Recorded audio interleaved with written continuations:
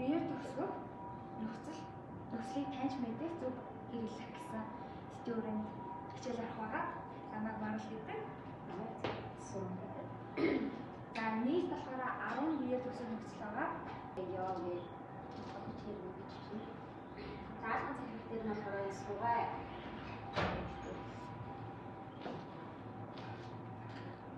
суваа гээ эр үнээр ингэж эм үнээр ингэж бичдэг. Ушаа гэсэн зүйлээр нь болохоор чи дээр ингээ чи яв чи гэдэг болохоор биеэр төгсөх нөхцөл хэрэггүй. Зөвлөгтөр нь болохоор арэ гэж эр үнээр ингээд эм үнээр ингэж бичдэг.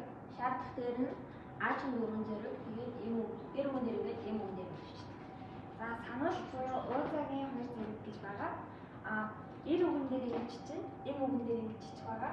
Хүндэтгэх буюу эктон гэдэг залгуурыг болохоор эр үгэн дээр ингэж чинь эм үгэн ерөө хэсэг буюу тугай түгээд эр үгэн дээр тугайг бичин эм үгэн дээр түгээд бичин.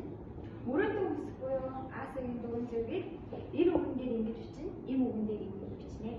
За зөвшин захирах буюу г болохоор эр үгэн дээр ингэж чинь эм үгэн дээр. Одоо энэ төдөлтөөр бичиж аваарай. Төдөлтөөр бичиж аваарай. Тийм дараа нь хасаад ажиллах. Сувай түгээд бус нь болохоор гиз жирэглэн хуйлаа. Биеэр төгсгөх нөхцөлийг хаард, хуйлгаж төгсгөх хаард, хуйлгаж нөхцөлийг хаард 1-5 бичээд, хуйлгаж нөхцөлийг хаард 2-5 бичээрэй. Бичгийдэг үгээ яг энэ дарааллын дагуу ихтэй дээрээ хургаж бичээд тэгээд самбар хийгээрээ бичих хэрэгтэй байна уу? Чөө би.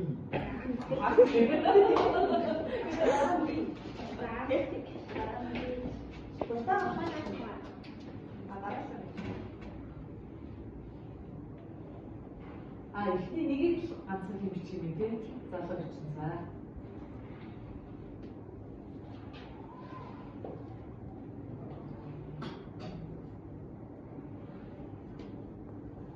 За зөв.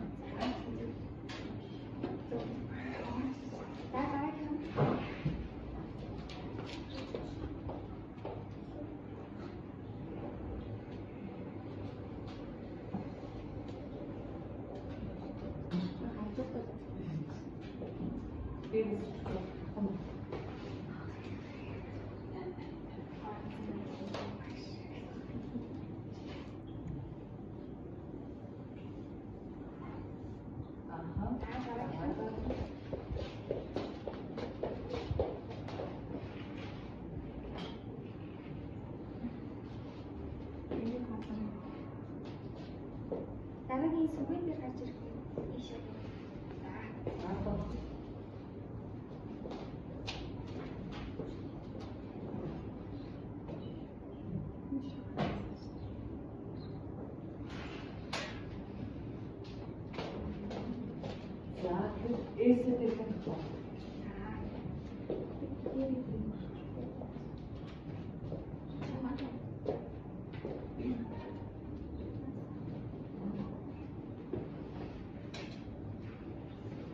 Бичигдээр гэлтэй байх юм байна.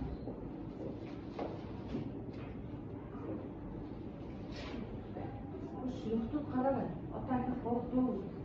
Хараа боо.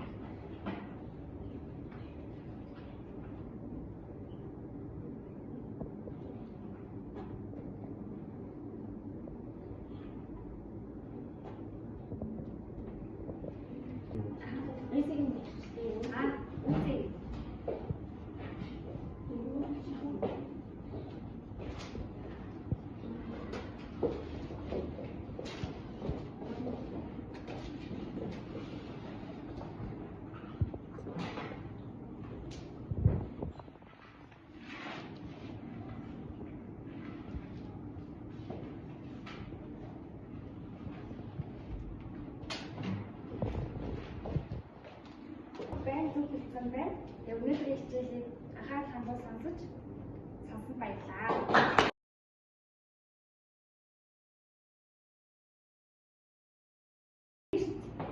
Энэ хоёр үгийг болгож таны 9 бие төсөл үзэлтээрээ